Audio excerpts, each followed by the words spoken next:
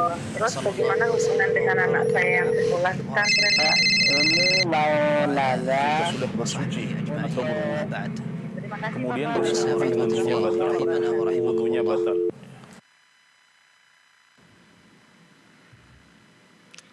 Bismillah, Assalamualaikum warahmatullahi wabarakatuh. Alhamdulillah, salatu wassalamu ala rasulillah wa ala alihi wa sahbihi wa mawalah wa la hawla wa la quwata illa billah amma ba'd. Ma'asyarul muslimin, pemirsa Fatwa TV yang insyaAllah dimulakan oleh Allah Azza wa Jalla. Ahlan wa sahlan wa marhaban bikum. Kami ucapkan kepada para pemirsa, senang sekali rasanya masih bisa menyapa para pemirsa dimanapun Anda berada.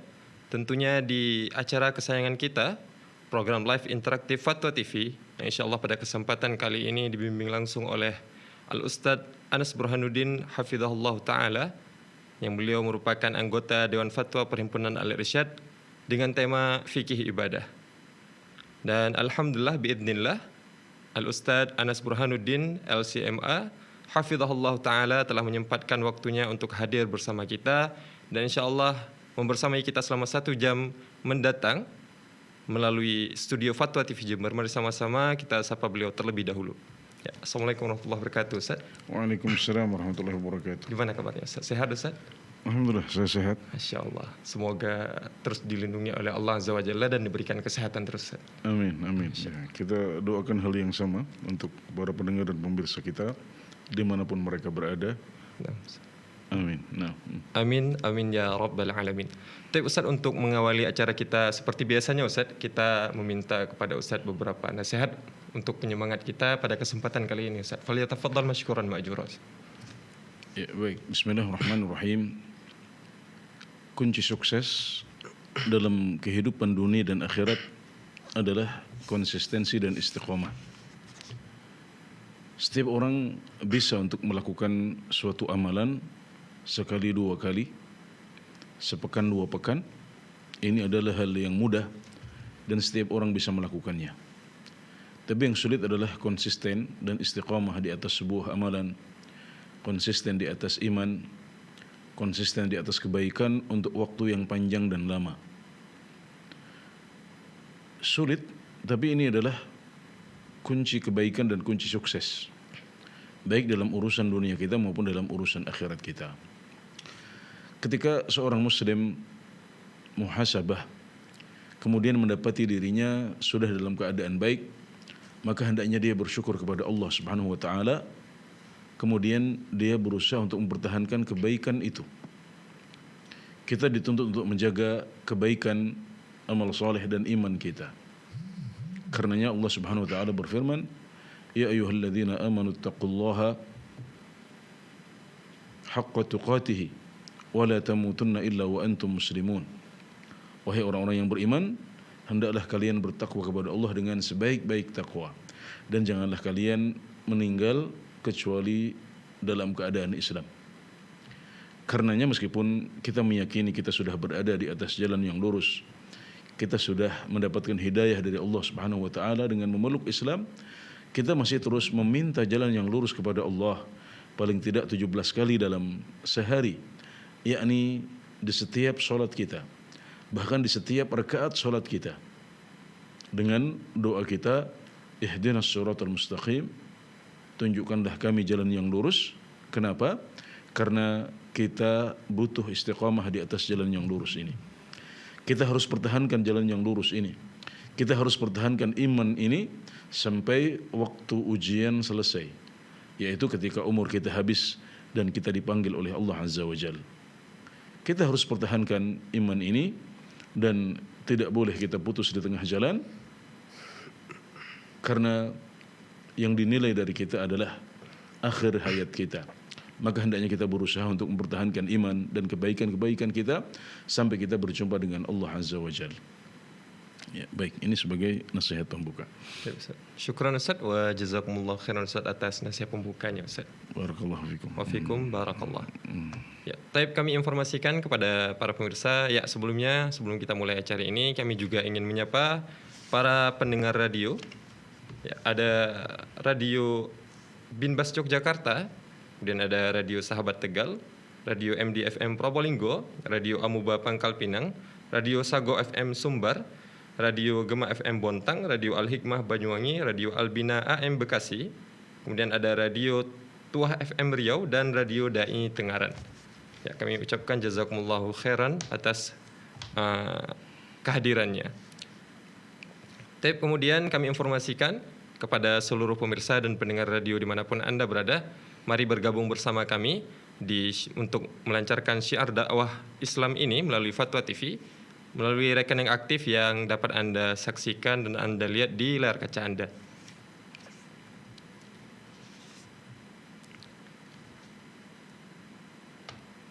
Nah, baik, acara program live interaktif Fikih Ibadah ini memungkinkan para pemirsa dan pendengar radio semua untuk bertanya langsung kepada Al-Ustadz Anas Burhanuddin, LCMA, tentunya dengan tema yang telah ditentukan, yaitu Fikih Ibadah. Jadi bagi para pemirsa yang ingin bertanya langsung kepada Al-Ustadz, bisa menghubungi kami di nomor 0331 544 6087.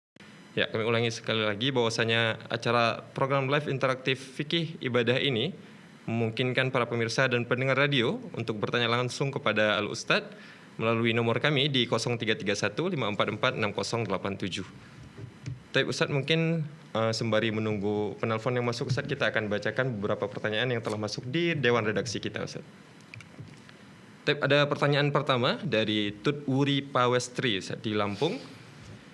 Beliau bertanya, Assalamualaikum warahmatullahi wabarakatuh. Izin bertanya, Ustadz, bolehkah berwudu setengah jam sebelum waktu sholat ketika kita keputihan karena ingin menjawab azan? Dan ketika kita sedang halangan dan berwudu mau tidur, apakah kita harus membersihkan dan mengganti dengan pembalut yang baru? Apa tidak? Jazakallahu khairan, Ustadz. Falyatafadhal. Baik. Berzikir memuji Allah Subhanahu wa taala termasuk juga adalah menjawab azan dan iqamat, bahkan membaca Al-Quran. Maka ini tidak ada syarat harus kita berada dalam keadaan suci. Ya, jadi yang menjadi kewajiban seorang muslim adalah tidak membaca Al-Quran saat dia sedang junub saja. Ya. Dalam keadaan haid pun maka seorang wanita tetap boleh untuk membaca Al-Quran. Yang penting tidak memegang mushafnya. Kemudian untuk zikir yang lain yang lebih ringan, yaitu zikir yang selain baca Al-Quran, maka ini urusannya lebih mudah dan disebutkan dalam hadis yang sahih bahwasanya Nabi Muhammad SAW disebutkan bahwasanya beliau kana yadhkur fi kulli ahyanihi. Beliau memuji Allah Subhanahu wa taala, berzikir dalam semua keadaan beliau. Yang tidak harus dalam keadaan berwudu. Ya, maka tidak kewajiban untuk melakukan hal itu, tapi kalau dia memperbarui wudunya maka ini lebih baik. Ya, tapi kita boleh untuk berzikir memuji Allah Subhanahu wa taala dalam keadaan apapun. Ya. Yang kedua tadi apa tentang poin? Ya, pertanyaan yang keduanya tadi kondisi apa tadi? Ketika kita sedang halangan dan berwudu mau tidur, apakah kita harus membersihkan dan mengganti dengan pembalut yang baru? Berhalangan itu artinya? Mungkin sedang haid. Sedang haid ya. Ya tidak ya. Jadi orang yang tidur ya itu juga dia bukan kondisi ibadah. Ya, makanya disebutkan dalam sebuah hadis yang sahih juga ketika Nabi Muhammad SAW ditanya oleh para sahabat, Rasulullah, apakah engkau berwudu ketika akan makan? Beliau mengatakan, aku akan makan. Makan itu tidak disyaratkan harus wudu di dalamnya. Ya, seolah-olah beliau mengatakan seperti itu. Ya. Jadi kondisi tidur adalah kondisi bukan kondisi ibadah yang disyaratkan kita harus dalam keadaan suci. Ya. Maka tidak masalah bagi seorang wanita untuk tidur ya dalam keadaan dia belum mengganti pembalutnya. Ya, baik. Ya, syukran Ustaz wa jazakumullah khairan atas jawabannya. Tapi Ustaz, kita sudah ada penelpon pertama yang masuk, Ustaz. Ada Ummu Faris dari Surabaya. Assalamualaikum Fatwa TV. Waalaikumsalam Fatwa TV. Izin bertanya Ustaz. Ya, silahkan. Assalamualaikum. Waalaikumsalam warahmatullahi wabarakatuh. Ya, kita berniatkan sholat witir pada malam hari 3 rakaat. Tetapi saat sujud di rakaat pertama kita mendengar adzan subuh. Apakah sholat witir kita lanjutkan sampai 3 rakaat atau langsung tasahud? Dan bagaimana kalau itu terjadi pada di rakaat kedua? Ya. Cukup Ibu ya. Cukup. Ya. Jazakallah Ustaz. Wa iyyakum wa barakallahu fikum. Ya, terima kasih banyak. Baik. Setiap orang itu dihukumi sesuai dengan niatnya.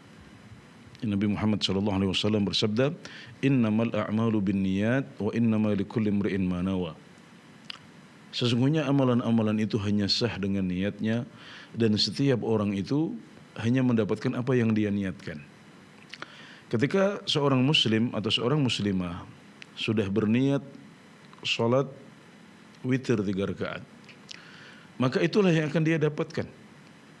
Itulah yang harus dia kerjakan. Ya, tidak boleh di tengah jalan dia mengganti niatnya menjadi 2 rakaat saja, atau menjadi solat lainnya, diubah niatnya di tengah solat menjadi solat tahajud 2 rakaat saja misalnya. Tidak boleh seperti itu berdasarkan sabda Nabi Muhammad SAW, wa innama likulli imri'in ma nawa. Dan setiap orang itu hanya mendapatkan apa yang dia niatkan. Karena dia sudah niat witir, maka dia harus menyelesaikan witir. Karena dia sudah niat solat witirnya 3 rakaat, maka dia harus menyelesaikan 3 rakaat itu. Tidak boleh untuk membatalkannya atau mengubah niatnya di tengah jalan. Ya, adapun fakta bahwasanya waktu sholat malam sudah habis dengan masuknya waktu subuh, maka ini tidak menghalangi seorang muslim untuk menyelesaikan sholat witirnya. Ya, sebagaimana orang yang terlambat sholat, ya, sehingga misalnya dia sholat maghrib tapi sudah mepet waktunya dengan isya, maka hendaknya dia menyelesaikan sholat maghribnya. Bukan berarti sudah kalau begitu waktu isya sudah masuk berarti saya tidak lanjutkan sholat maghrib saya. Tidak, Anda selesaikan sholat maghrib dahulu, baru kemudian nanti mengerjakan sholat isya.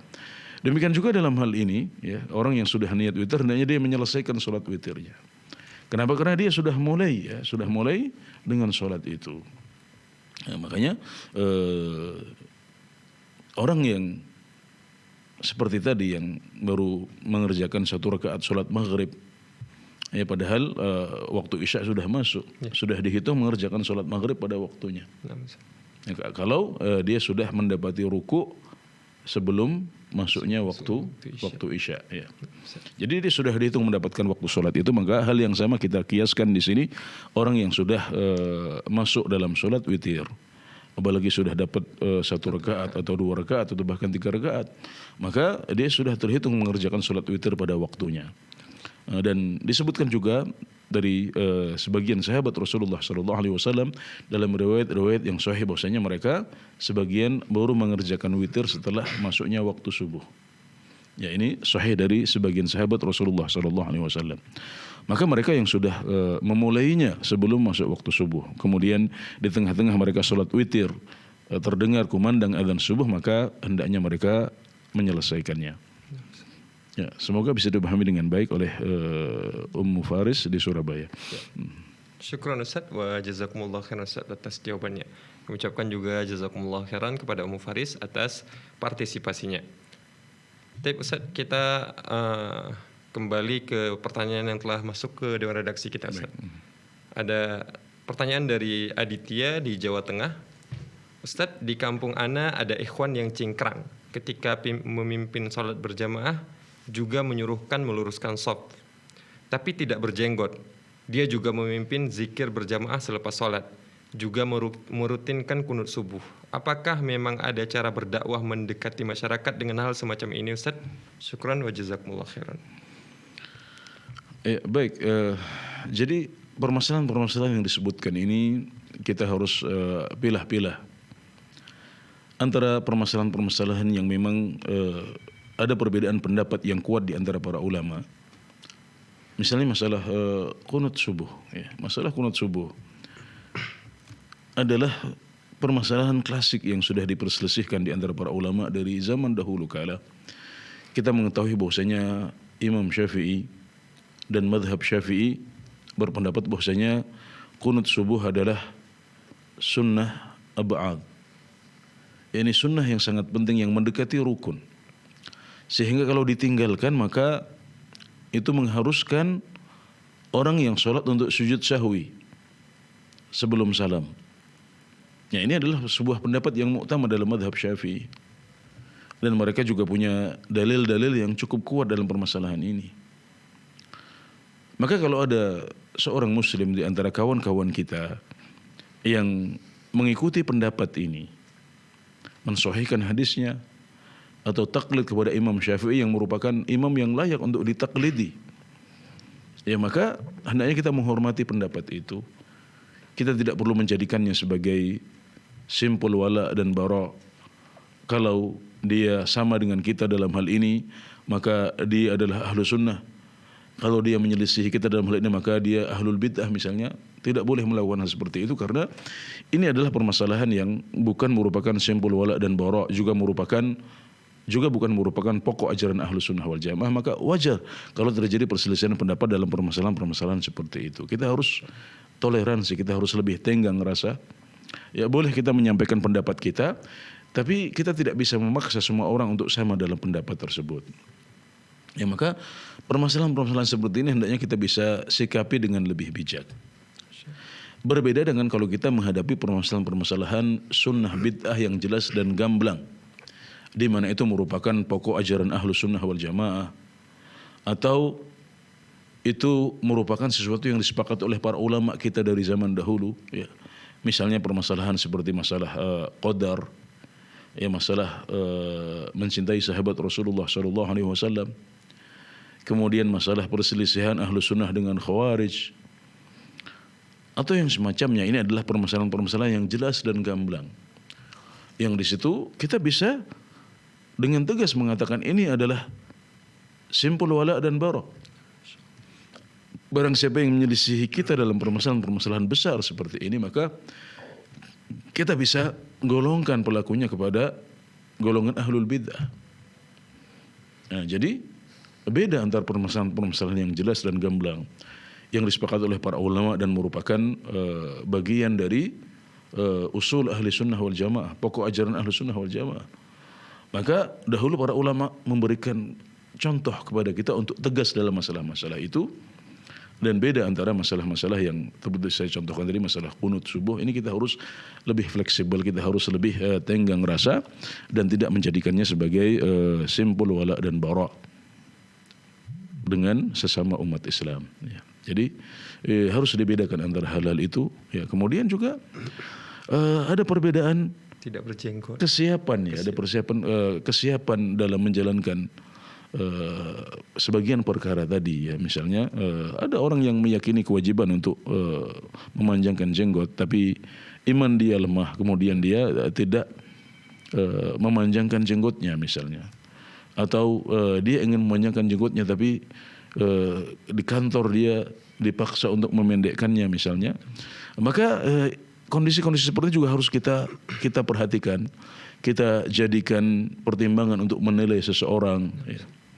Ya, dan itu juga bukan pokok ajaran Ahlussunnah wal Jamaah, ya. Kita sebagaimana kita juga kadang-kadang lemah iman dan kita salah dalam beberapa hal, ada sebagian saudara kita yang seperti itu juga, maka kita doakan, ya. Semoga mereka diberikan istiqamah, diberikan kekuatan iman untuk menjalankan ketaatan kepada Allah Azza wa Jalla dan meninggalkan maksiat-maksiat. Nah, kemudian satu poin lagi adalah bahwasanya betul kita tidak boleh mencari ridho manusia dalam berdakwah. Ya, kita boleh untuk mengeluarkan harta kita, mengorbankan dunia kita dalam rangka mencari agar kita bisa diterima oleh masyarakat misalnya. Tapi bukan mengorbankan agama. Ya, yang dikorbankan adalah dunia kita. Kita bisa dengan memberikan hadiah kepada orang-orang yang kita dakwahi, kepada masyarakat setempat, boleh. Ini yang namanya mudarah, ya.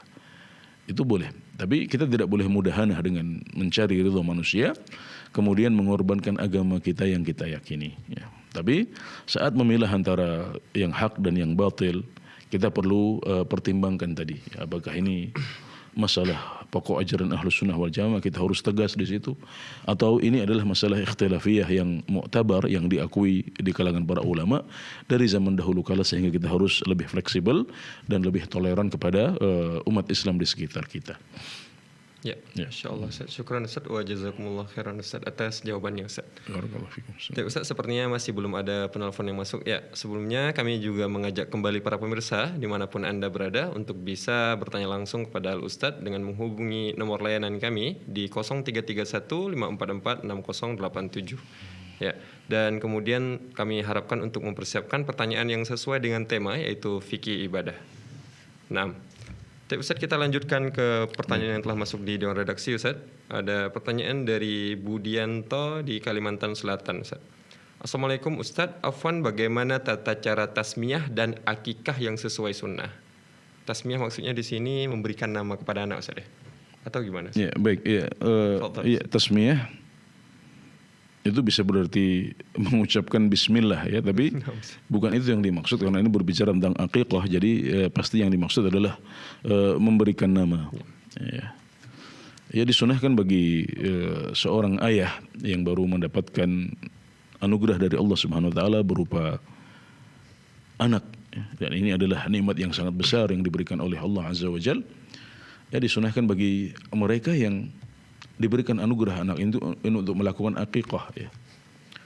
Menyembelih seekor kambing jika anaknya perempuan dan 2 ekor kambing jika anaknya laki-laki. Sebagaimana dicontohkan oleh Rasulullah SAW.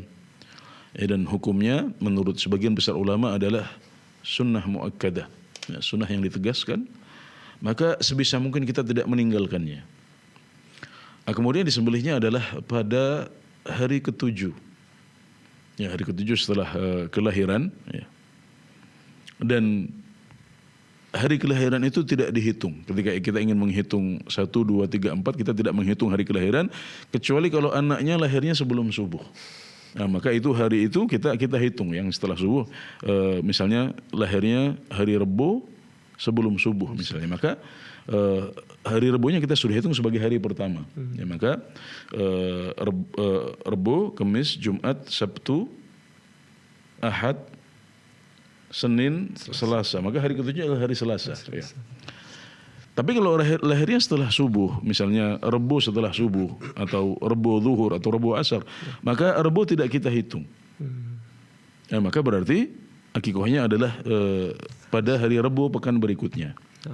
Ya, seperti itu panduan para fuqaha dalam menentukan hari ya. Tapi hari ini juga sifatnya sunnah ya. Sunnahnya adalah di hari ke-7. Tapi kalau karena satu alasan tertentu, mungkin kita belum punya kambing pada hari ke-7 misalnya, atau hari ke-7 itu sibuk misalnya, kita nggak bisa melakukannya, kita nggak bisa maksimal melakukannya, bisa kita undur ke hari ke-8 atau hari ke-14 atau hari ke-21 ya. Karena ini sifatnya sunnah ya, jadi tidak harus pada hari ke-7. Tapi alangkah baiknya kalau kita melakukannya pada hari yang ke-7 ya. Kemudian sembelihan ini disembelih seperti kita menyembelih udhiyah, menyembelih kurban ya. Kemudian bisa sebagian disedekahkan kepada orang-orang miskin ya, sebagian dihadiahkan kepada handai tolan kita yang mungkin tidak miskin tapi mereka adalah kawan-kawan kita. Kemudian sebagian bisa dinikmati sendiri ya oleh keluarga ya, seperti dalam kurban ya. Kemudian boleh dihidangkan dalam keadaan matang, juga boleh untuk dihadiahkan dalam keadaan masih mentah. Ya, ini kira-kira beberapa hukum ya seputar aqiqah ya, yang dicontohkan oleh Nabi Muhammad SAW, kemudian disimpulkan oleh para fuqaha ya dalam literatur mereka. Adapun penamaan maka juga disunahkan untuk dinamai pada hari ke-7 ya. Disunahkan untuk dinamai pada hari ke-7, tapi ini juga tidak harus ya, tidak harus pada hari ke-7. Kemudian pilih nama yang baik ya, nama yang mengandung doa kebaikan ya, tidak ada tazkiyah atau pujian yang berlebih pada anak yang kita beri nama. Dan kemudian nama-nama terbaik adalah penghambaan kepada Allah Azza wa Jalla seperti Abdullah, Abdurrahman, Abdul Razak dan yang lain. Ya, pilih nama yang indah, yang baik, yang mudah diucapkan, juga memiliki makna yang baik, bisa memberikan nama-nama para nabi, nama para sahabat atau yang semacamnya. Dan sebaiknya jangan memberi nama yang diragukan. Ini ada sebuah kaidah yang bagus dari Syekh Abdul Muhsin Al-Abbad, kata beliau, kasih nama yang tidak perlu ditanyakan. Jadi kalau kita masih namanya masih harus ditanyakan, Ustadz ini boleh apa enggak, itu berarti kita coba hindari nama-nama yang seperti itu ya, karena masih banyak nama-nama yang sudah jelas dan tidak perlu dipertanyakan. Ya baik, ini kurang lebih beberapa catatan tentang pemberian nama dan aqiqah untuk mereka yang baru mendapatkan anugerah berupa keturunan dari Allah Azza wa Jalla. Ya. Mungkin Ustaz sedikit singkat Ustaz diberikan contoh tentang tazkiyah berlebih gimana Ustaz? Nama yang mengandung tazkiyah berlebih. Ya, tazkiyah itu seperti yang disebutkan dalam beberapa hadis ya, di mana Nabi mengubah beberapa nama, di antaranya adalah barrah ya. Barrah itu dari kata bir, berbakti ya. Ini dilarang oleh Nabi Muhammad SAW. Kemudian juga tidak boleh untuk memberi nama dengan nama iman ya. Nama iman juga mengandung unsur tazkiyah ya. Maka yang seperti ini perlu dihindari ya, tapi nama-nama yang baik yang mengandung doa tapi tidak mengandung unsur tazkiyah seperti beberapa contoh yang kita sebutkan tadi itu. Masyaallah. Syukran Ustaz wa jazakumullah khairan Ustaz atas jawabannya. Ustaz, kita telah terhubung dengan penelpon Ustaz. Ada Bapak Kadan. Ya, Assalamualaikum Fatwa TV. Waalaikumsalam warahmatullahi wabarakatuh. Ya. Silahkan Bapak pertanyaannya. Ya, syukur Ustaz. Assalamualaikum warahmatullahi wabarakatuh, Pak Ustaz Anas. Waalaikumsalam warahmatullahi wabarakatuh. Izin bertanya. Oh, ini Cianjur Ustaz. Pak Kadan gimana? Di Cianjur gimana kabarnya? Alhamdulillah di daerah saya kan saya tinggal di Cianjur bagian selatan, jadi alhamdulillah tidak terdampak gempa, cuman terasa getaran saja Ustaz. Masyaallah. Baik, semuanya aman ya. Kita doakan semoga saudara-saudara kita di Cianjur yang tertimpa musibah diangkat derajatnya oleh Allah Subhanahu wa taala dan diberikan ganti yang lebih baik. Amin ya rabbal alamin. Begini Ustaz, sejauh ini saya mencari ilmu itu melalui TV-TV sunnah, dikarenakan majelis-majelis ilmu yang ada di sekeliling saya yang sekiranya bisa saya jangkau itu tidak memenuhi kriteria sebagaimana dianjurkan para ustaz-ustaz di TV-TV sunnah Ustaz. Jadi masih banyak kerancuan-kerancuan ataupun hal-hal yang tidak jelas dasar hukumnya Ustaz. Jadi saya melalui TV saja Ustaz. Ya. Jadi di dalam proses saya pembelajaran Ustaz, jadi banyak ilmu-ilmu yang belum saya ketahui sebelumnya. Alhamdulillah melalui TV-TV sunnah ini banyak bertambah ilmu yang saya ketahui Ustaz. Alhamdulillah. Dan di antaranya Ustaz, saya ingin bertanya tentang masalah larangan bersafar bagi wanita yang tidak ada mahramnya Ustaz. Itu yang saya temukan Ustaz. Jadi saya belum pernah menemukan di daerah saya Ustaz fatwa seperti itu. Kemudian yang kedua, larangan bagi wanita memakai wewangian ketika keluar rumah Ustaz. Yang saya inginkan, mohon Ustaz disebutkan hadisnya yang melarang dua perkara tersebut supaya ketika saya menyampaikan itu memiliki hujah yang jelas Ustaz. Ya. Cukup Bapak ya? Ya, syukur Ustaz, jazakumullah khair. Assalamualaikum warahmatullahi wabarakatuh. Waalaikumsalam warahmatullahi wabarakatuh. Ya, baik Ustaz. Fadhal masykuran ma'juran Ustaz. Ya, baik. Jadi adanya TV dakwah di Indonesia, ya ini adalah sebuah nikmat yang harus kita syukuri, karena ini memudahkan mereka yang kesulitan untuk bisa mendapatkan kajian atau majelis ta'lim ya sesuai dengan kriteria yang diajarkan oleh para ulama. Ya, kalau seandainya memang seperti itu, karena masalah majelis ta'lim seperti apa itu kan pilihan kita. Kita berhak untuk memilih. Kita bisa hanya mengambil dari orang-orang yang kita percaya saja. Ya, ini bukan satu hal yang negatif. Justru ini adalah sebuah kehati-hatian. Ya, dan tidak berarti bahwasanya kita merendahkan yang lain. Tapi ini adalah kehati-hatian. Kita kehati-hatian, kita berusaha untuk mengamalkan nasihat para ulama, misalnya ketika mereka mengatakan inna hadzal ilma dinun fanzuru amman ta'khuduna dinakum. Ya, ilmu ini adalah agama, maka lihatlah oleh kalian kepada siapa kalian mengambil agama ini.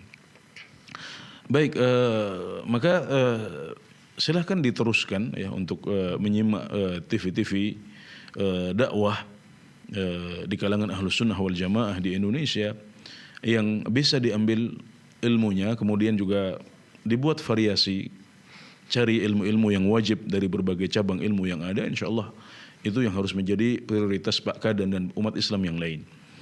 Kemudian tentang dua hal yang ditanyakan, yang pertama tentang larangan safar bagi seorang wanita muslimah kecuali kalau ada mahramnya. Ya, ini adalah larangan yang disebutkan oleh Rasulullah SAW dalam hadis-hadis yang sahih riwayat Al-Bukhari dan Muslim. Di antaranya sabda Nabi Muhammad SAW, la yahillu limra'atin tu'minu billahi wal yawmil akhir an tusafira masirata yawmin wa laylah illa wa ma'aha dhu mahram. Ya, tidak halal bagi seorang wanita muslimah yang melakukan perjalanan sehari semalam kecuali ada seorang mahram bersamanya. Dalam sebagian riwayat disebutkan 2 hari 2 malam. Riwayat yang lain 3 hari 3 malam. Ini semuanya larangan. Tapi kita ambil yang minimal adalah sehari semalam, itu kurang lebih jarak 80 km. Dan kalau sudah ada jarak seperti ini, maka seorang wanita muslimah tidak boleh safar, melakukan perjalanan sejauh itu kecuali bersama mahram. Dan ini adalah hukum yang gamblang dan jelas. Ini larangan yang tegas diberikan oleh Rasulullah SAW. Memang kemudian ada perbedaan pendapat di antara para ulama ketika safarnya adalah safar haji, di mana ada kewajiban untuk menjalankan rukun Islam yang kelima, yaitu haji, sementara seorang wanita muslimah tidak memiliki mahram misalnya. Maka di sini sebagian ulama di antaranya ulama mazhab Syafi'i, mazhab Maliki mengatakan boleh untuk melakukan safar, tapi harus dengan rombongan yang aman, yang bisa dipercaya. Tapi sebagian ulama lagi seperti ulama mazhab Hanafi, mazhab Hambali, mereka mengatakan tetap tidak boleh. Tetap berlaku larangan tersebut. Nah, ini untuk perjalanan yang wajib seperti haji.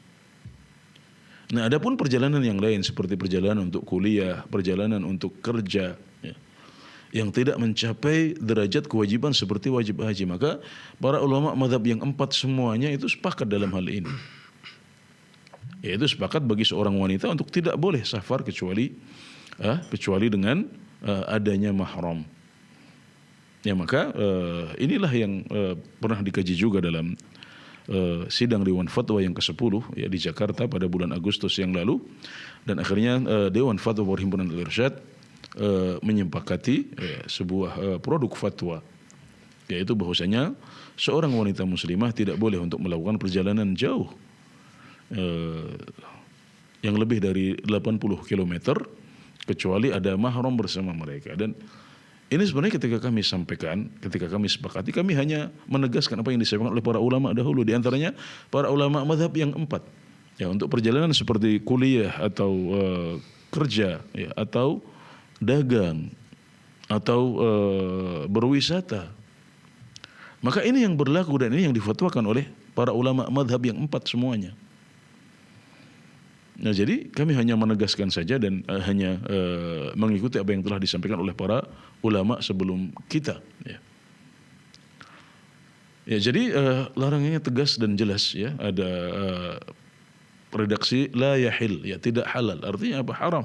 Nah, ini tentang perjalanan jauh ya tanpa mahram bagi wanita. Ya, sedangkan yang kedua adalah larangan untuk memakai wewangian. Ya.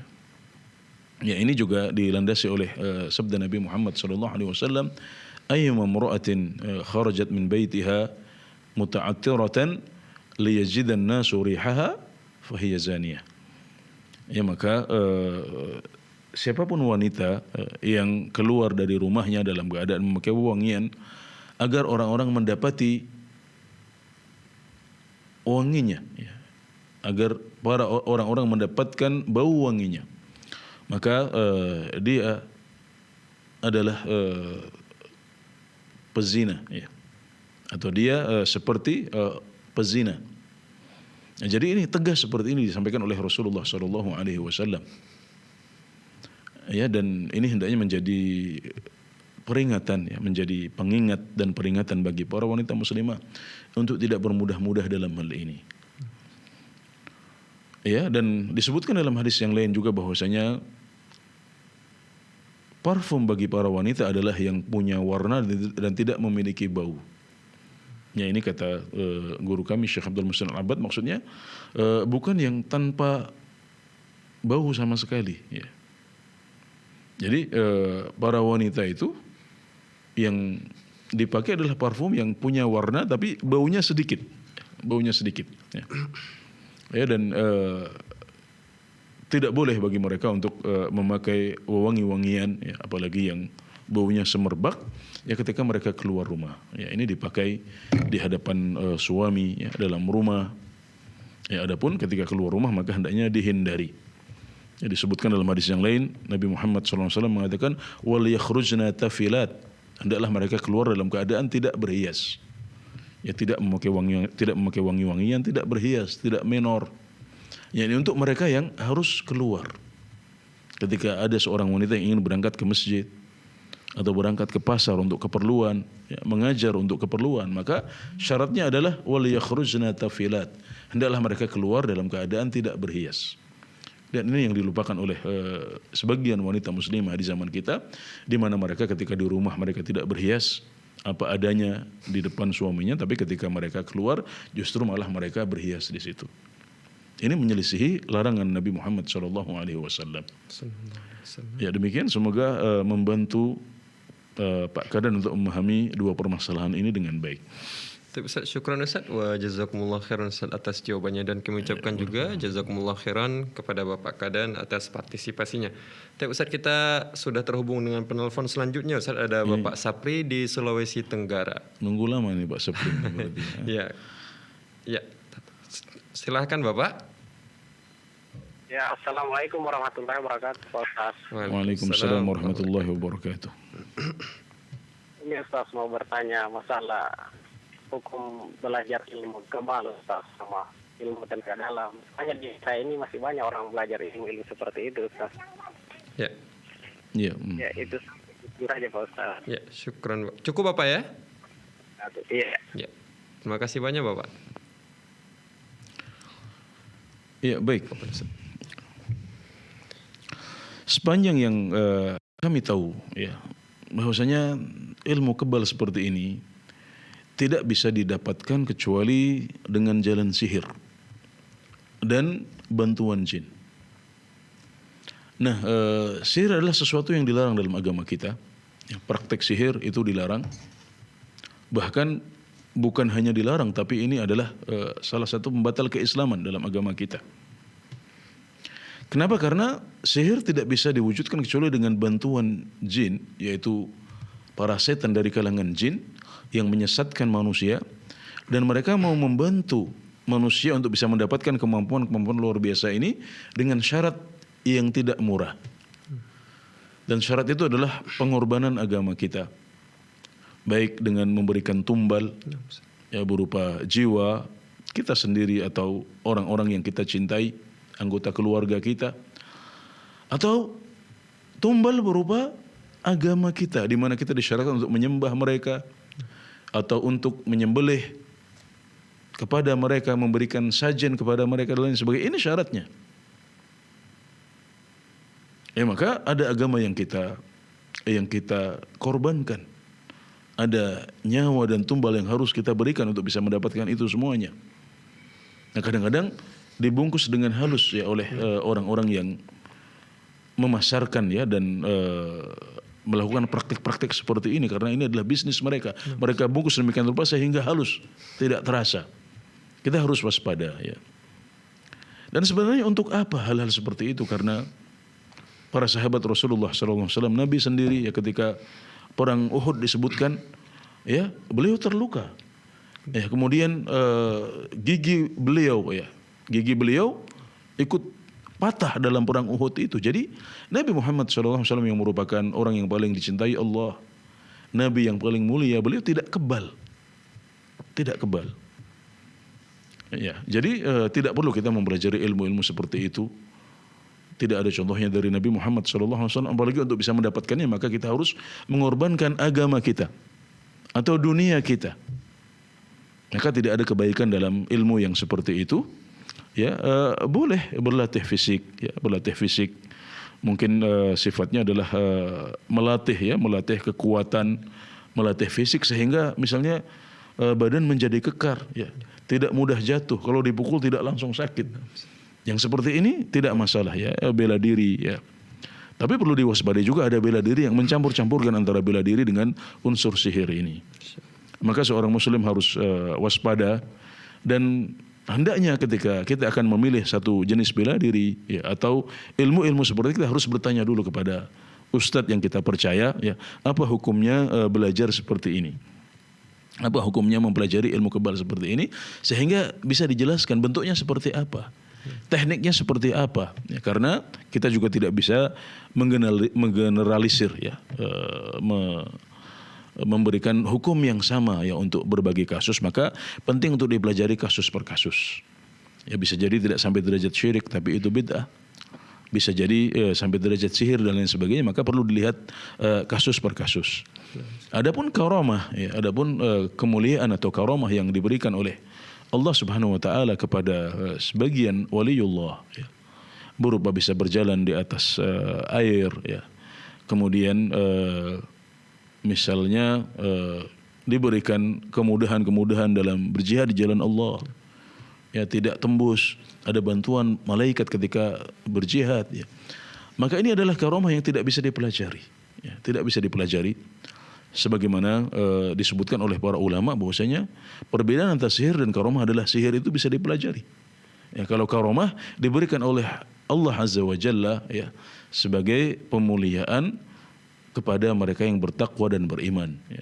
Dan itu tidak bisa dipelajari. Maka yang Anda lakukan adalah perbaiki ibadah, ya, perbaiki hubungan Anda dengan Allah Azza wa Jalla. Maka kalau Allah melihat Anda sebagai waliullah, maka Allah akan berikan sebagian karamah itu, tapi itu tidak bisa dipelajari. Kalau bisa dipelajari maka itu adalah sihir. Dan kita sudah mengetahui hukum sihir seperti apa dalam agama kita. Ya, baik, saya mengatakan tidak ada kebaikan pada belajar ilmu-ilmu seperti itu. Apalagi Anda harus mengorbankan dunia atau akhirat Anda untuk bisa mendapatkannya. Teladanilah Rasulullah SAW dan para sahabat yang mereka juga tidak pernah belajar ilmu-ilmu seperti itu. Ya, baik. Ya, cukup Ustaz. Ya. Syukran Ustaz wa jazakumullah khairan Ustaz atas jawabannya, dan kami ucapkan juga jazakumullah khairan kepada yang telah bertanya. Tapi kemudian Ustaz, kita telah terhubung dengan penelpon selanjutnya. Ustaz, ada Ibu Yanti di Sumatera Barat. Assalamualaikum Fatwa TV. Waalaikumsalam warahmatullahi wabarakatuh. Ya, kami persilahkan Ibu pertanyaannya. Assalamualaikum Ustaz. Waalaikumsalam warahmatullahi wabarakatuh. Izin bertanya Ustaz, bagaimana cara mengganti puasa yang telah lalu dikarenakan hamil dan menyusui, dan itu berlangsung berturut-turut selama lebih kurang 10 tahun. Dan selama ini anak telah berangsur-angsur membayarnya dengan fidyah. Apakah benar seperti itu Ustaz? Dan selama hamil dan menyusui itu anak ada juga puasanya, hanya saja tidak terhitung berapa jumlah puasa yang ditinggalkan. Dan qadarullah setelah anak kelima lahir, anak sering sakit-sakitan. Bolehkah hanya mengganti dengan fidyah saja Ustaz? Ya, cukup Ibu ya. Ya, Ibu Ibu meninggalkan puasanya karena apa? Karena faktor apa? Tidak kuat atau pertimbangan janin dan anak-anak yang disusui? Ya. Cuma apa Ustaz, karena takut itu ya anaknya nanti apa gimana? Iya, karena pertimbangan anaknya berarti ya. Oke. Iya Ustaz. Oke, baik. Jazakallahu khair Ustaz. Assalamualaikum warahmatullahi wabarakatuh. Waalaikumsalam warahmatullahi wabarakatuh. Fadhal Ustaz. Ya, masalah wanita yang hamil atau menyusui adalah sebuah permasalahan pelik yang ada di dalam kitab-kitab fikih klasik, ya, apa yang menjadi kewajiban mereka. Pertama perlu diketahui bahwasanya orang yang hamil atau menyusui ini mereka mendapatkan keringanan untuk bisa meninggalkan puasa. Ya, boleh bagi mereka kalau tidak mampu untuk melakukan puasa, mereka boleh untuk meninggalkannya. Sebagaimana orang yang sakit, orang yang musafir, orang yang sudah tua renta, mereka boleh untuk meninggalkan puasa juga. Tapi kemudian para ulama berbeda pendapat tentang apa yang menjadi kewajiban dan konsekuensi dari tidak berpuasa ini. Maka yang dipilih oleh mazhab Syafi'i dan mazhab Hambali adalah wajib dua hal. Yang pertama mengqadha puasa yang ditinggalkan, kemudian yang kedua membayar fidyah untuk setiap hari yang ditinggalkan. Namun ada sebagian ulama, yang berpendapat bahwasanya kewajibannya adalah membayar fidyah saja. Ya, ini juga adalah sebuah pendapat yang kuat yang didasarkan pada athar dari Ibnu Abbas dan dari Ibnu Umar bahwasanya wanita yang hamil atau menyusui jika mereka meninggalkan puasa karena khawatir pada janinnya, maka kewajiban mereka adalah membayar fidyah. Dan disebutkan dalam sebagian riwayat athar ini adalah mereka mengatakan wala qadha'a 'alaihima, dan tidak ada qadha di atas keduanya. Tidak ada qadha bagi keduanya, yaitu orang yang hamil atau menyusui. Ya, jadi ada riwayat seperti itu, tut'imani wala taqdhiyan. Riwayat yang lain, mereka keduanya memberikan makan kepada orang miskin, yakni fidyah, dan tidak mengqadha. Jadi di athar Ibnu Abbas dan Ibnu Umar yang sahih ini disebutkan tegas bahwasanya tidak ada qadha atas keduanya. Maka ini adalah pendapat yang kuat juga, dan saya pribadi cenderung kepada pendapat ini, ya. Maka berdasarkan hal itu, maka apa yang disampaikan oleh ibu, ya, dengan mencukupkan diri dengan membayar fidyah, maka itu sudah cukup. Alhamdulillah. Ya, syukran Ustaz wa jazakumullah khairan Ustaz atas jawabannya Ustaz. Wa iyyakum. Dan kami ucapkan juga jazakumullah khairan kepada Ibu Yanti yang telah bertanya. Ya, kami menyampaikan kembali, mengajak pada para pemirsa semua untuk bisa mengambil kesempatan emas ini untuk bisa berkonsultasi langsung bersama Al Ustadz Anas Burhanuddin di program live interaktif ini. Ternyata sudah ada penelpon yang masuk kembali Ustadz, ada Bapak Umu Fakri di Riau, ya. Assalamualaikum Fatwa TV. Waalaikumsalam warahmatullahi wabarakatuh. Ya, silahkan Umu Fakri pertanyaannya. Baik. Assalamualaikum ya Ustadz, barakallahu fiik. Waalaikumsalam warahmatullahi wabarakatuh. Wa fiki barakallah. Afwan Ustadz, Ana mau tanya tentang masalah sholat Ustadz, terutama untuk yang Ustadz, untuk perempuan. Qadarullah Ana udah 2 kali yang mengalami hal yang sedemikian. Insya Allah Ana waktu itu sholat subuh berada di tengah-tengah pas di sejajar dengan imam. Cuma qadarullah yang di sebelah kanan Ana sering menyeret Ana sebelah kanan, katanya harus sebelah kanan begitu. Padahal Ana pas sudah di lurus bersama imam, di tengah dia pas dengan imam begitu. Imam wanita Ibu, ya? Imam wanita? Imam yang laki-laki Ustadz, Ana di lantai atas. Oke, baik. Jadi Ana Iya. bisa melihat dengan jelas begitu. Ana pas Ibu berdiri di belakang imam persis, tapi diminta bergeser ke sebelah kanan, ya? Iya, diminta bergeser sebelah kanan.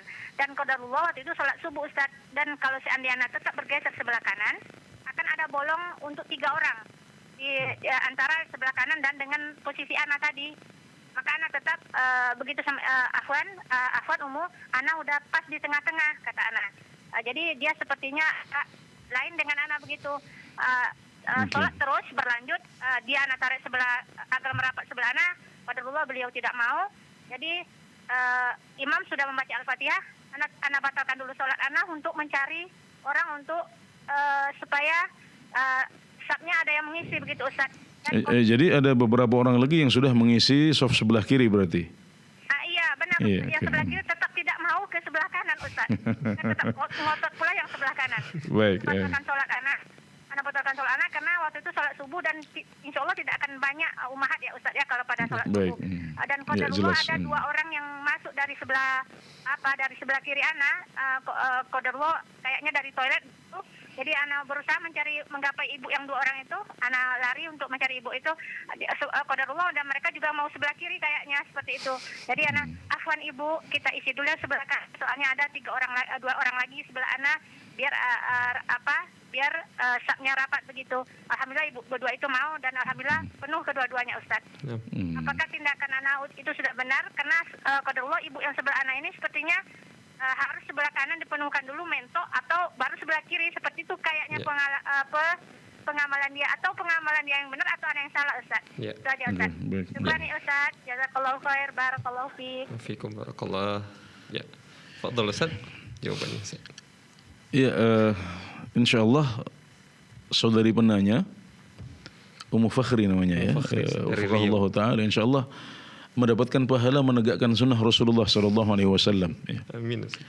Karena Nabi Muhammad sallallahu alaihi wasallam bersabda, "Sawwu sufufakum fa inna taswiyatas sufuf min tamamis shalah." Luruskan shaf kalian karena sesungguhnya lurusnya shaf itu termasuk bagian dari kesempurnaan salat. Beliau juga menertibkan shaf beliau. Kemudian beliau mengatakan wasuddul khalal. Ya, beliau mengatakan rapatkan shafnya, rapatkan barusannya. Jangan sampai ada furjah, jangan sampai ada sela-sela di antara shaf.